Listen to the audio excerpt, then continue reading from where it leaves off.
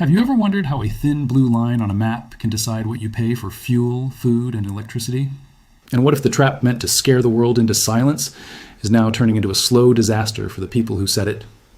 Before we jump in, do a quick signal boost for this channel. Hit like so this reaches more people who want real explanations. Subscribe because this story is moving fast, and share this video with one friend who always says, "That is overseas, it won't affect us." Because the Strait of Hormuz affects everyone. It is one of the most important choke points on Earth. A huge portion of the world's oil, gas, and petrochemical shipments pass through this narrow corridor. If it is blocked, even partially, global markets don't wait. Prices jump, insurance rates jump, shipping schedules break, and the effects don't stay in the Gulf. They spread into supermarkets, factories, and household bills. Now, here's what just changed in a way that makes this crisis feel sharper. The United States sent major naval power straight through the Strait of Hormuz. 2 advanced guided missile destroyers moved through the strait while Iranian Revolutionary Guard naval units tracked them closely. The Iranian units challenged them over the radio. You had the kind of tense back and forth that sounds small if you read it as text. But in reality, it is terrifying, because these aren't angry comments online. These are armed forces operating in a narrow space. In this space, one mistake is not a metaphor. It is a collision, an explosion, or a firefight. And the public story is already split. From the US side, the message is, we sailed through legally under international rules. We did not stop. We did not turn around. We proved we can operate in Hormuz. From Tehran's side, the message is, we issued warnings, and the Americans backed off. We are in control here, and next time we will respond harder. Only one of these can be fully true. But both are useful, because this is not only about ships, it is also about perception. Both sides are trying to shape what the world believes. But the real twist is what came behind those destroyers. The destroyers are the visible move. The underwater move is the one that changes the game. The US is also pushing forward mine-clearing efforts, including unmanned underwater vehicles. These are underwater drones designed to search for and help neutralize naval mines. That matters because mines are the IRGC Navy's most effective cheap weapon in the Strait. Mines are not glamorous. They don't trend like missile footage. But mines are perfect for one reason: they create fear that stays. A missile strike is loud and obvious. It creates a moment. Then people react. And after the moment, you at least know what happened. Mines create a question that never stops. Is the next ship going to hit one? That question alone can slow down an entire global artery. Here's why. When a shipping route becomes dangerous, insurers raise premiums. When insurers raise premiums, ship owners hesitate. When ship owners hesitate, deliveries get delayed. When deliveries get delayed, buyers panic. When buyers panic, prices climb. And once prices climb, politicians feel pressure. Voters don't care about maritime law. They care about their bills. So you don't need to sink a lot of ships to disrupt Hormuz. You only need to convince the world that you might. That is the trap Iran has leaned on for years, the ability to make Hormuz feel unsafe without fighting a full conventional war. But now we get to the part the title points at. The trap is backfiring. Because a minefield only works as leverage if it is controlled. If you know where the mines are, you can threaten, negotiate, and potentially calm things down later. You can say, do this, and we will stop. But if mines are laid quickly, irregularly, and under pressure, things change. Especially from small, fast boats, currents can move them. Some can break free, some can drift, some can end up far from where they were dropped. If that happens, the mine strategy stops being a controlled tool. It becomes an uncontrolled hazard that is not just a risk for your enemies, it is a risk for everyone, including you. And the sea does not care about your political goals. A drifting mine does not check passports. It does not know what side a ship is on. It hits what it hits. This is why the backfire is so serious. If Iran cannot fully track what is in the water anymore, the plan fails. Then Iran cannot fully control escalation even if it wants to. One mine hitting the wrong tanker at the wrong time can force reactions nobody planned. Now add the worst irony of all. Iran depends on Hormuz, too. A large share of Iran's own exports, economic lifeline, and national revenue still connects to the same corridor. So every day the strait remains unsafe, Iran bleeds money and options. The trap designed to pressure the world also squeezes Iran's own throat. So why would Iran keep playing this card? From Tehran's perspective, Hormuz is not just a bargaining chip. It may be the strongest physical leverage it has. When major issues are on the table, it is a tool. Whether it is sanctions, regional power, or the survival of the regime, few tools force the world to feel pain instantly. Hormuz can. That is why this standoff is not just military. It is psychological, economic, and political. It is about who can tolerate pressure longer. And in that kind of contest, both sides fear looking weak. Now, let's talk about what those US destroyers actually represent. It is easy to hear 2 ships pass through and think it is routine. It is not routine in this environment. Guided missile destroyers are floating defensive systems. They carry advanced radars, command systems, and layered missile defense. They are built to track threats in the air and on the sea and to respond fast. In a region full of drones, shore-based missiles, and swarm boat tactics, this is the ship you send for serious danger. So the U.S. is not just saying, we can pass.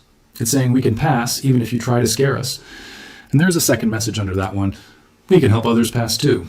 That second message is what threatens Iran's strategy most. Iran's intimidation approach depends on fear.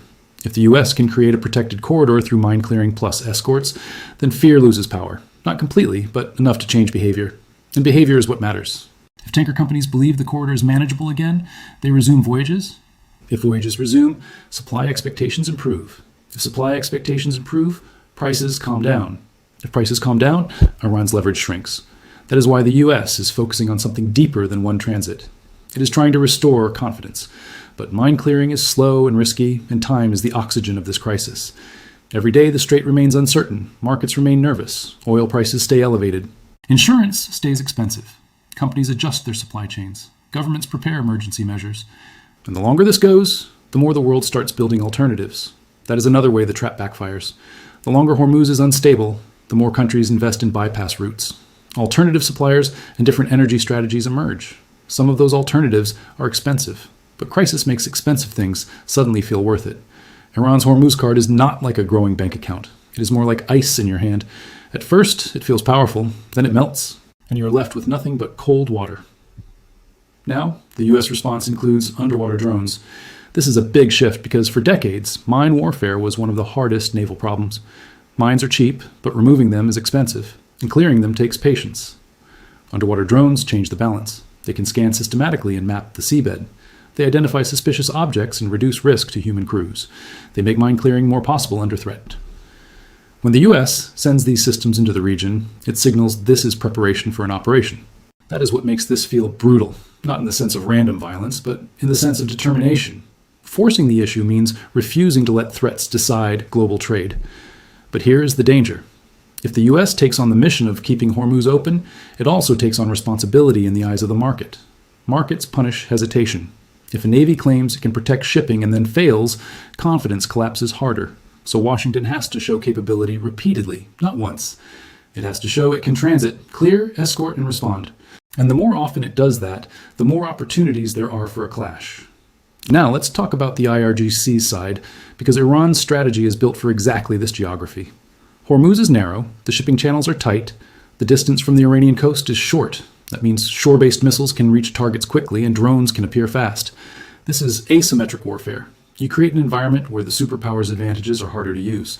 The stakes are more costly. In a wide open ocean, the U.S. Navy's sensors and maneuver space are huge advantages. In a narrow strait, the timeline is shorter. The room to maneuver is smaller. The margin for error shrinks. That is why one damaged ship could change everything. Not sunk, just damaged. Because markets don't need a ship to sink to panic. They need proof of an active war zone. Once that label sticks, insurers pull back. Shipping pauses. Energy prices spike. And political pressure explodes. Both sides are walking near a cliff that is military and economic. Now, zoom out to the global impact. A major share of global oil moves through Hormuz. When that artery gets squeezed, Asia feels it hard. China, Japan, South Korea, and India rely heavily on Gulf energy. Instability means refineries plan for shortages. Europe feels it too because energy prices feed directly into inflation. Higher energy costs raise manufacturing costs. They raise transport, fertilizer, and food costs. In politics, inflation can topple governments. Developing nations often get hit worst with less financial cushioning. They face currency pressure and social unrest. So, while the US and Iran are the main players, the whole world becomes involved indirectly. Through prices, supply contracts, and emergency planning, international involvement becomes necessary. The US prefers partners to spread cost and share legitimacy. But partners also hesitate. Nobody wants to stumble into a war. However, if energy pain continues, hesitation shrinks. Voters don't care about diplomatic nuance when their bills rise. This leads to more support for mine clearing. A broader coalition means better surveillance and more confidence for shipping, but also increases complexity. More actors means more chances for miscommunication and accidents in a crowded strait. Civilian vessels mix with military ones. Commercial ships move slowly and radar returns can be messy. Drones can be misidentified. A boat can ignore a warning, and then the moment happens. A shot fired by mistake, a drone downed, or a mine strike nobody claims can escalate everything. Leaders are trapped by their own promises. The US promises open lanes. Iran promises harsh response. Deterrence language can become a cage. A lot of this fight is about confidence more than firepower. Track confidence indicators like tanker transit, insurance premiums, and oil prices to see what happens next. Watch Iran's internal pressures. If revenue drops, domestic strain pushes a government toward a deal or escalation. Unlocking Hormuz is a campaign. First, demonstrate presence. Second, map the threat by scanning the seabed. Third, clear and verify repeatedly. Fourth, establish routine escorts in protected lanes. Fifth, deter remining. Iran may see this as an attack on sovereignty, making this a long-term conflict. The IRGC's trap backfired economically, strategically, and politically. Drifting mines cause uncontrolled danger. Tension could flip to war if a ship is damaged or if a tanker hit causes casualties.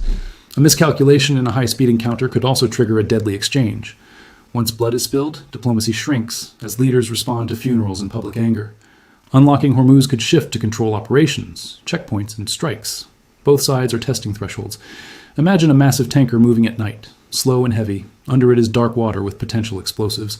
Around it are warships and drones. That tanker is a test of confidence. If it passes safely, the world breathes. If it doesn't, the world pays fast. That is what a backfire looks like. A trap that stops being a tool and becomes a wild danger. Will this end with a restored corridor? Or will one drifting mine trigger a moment nobody can undo? In Hormuz, history can change in seconds. Subscribe now for the next update. Share this with someone who thinks global conflicts don't touch their daily life, because Hormuz matters.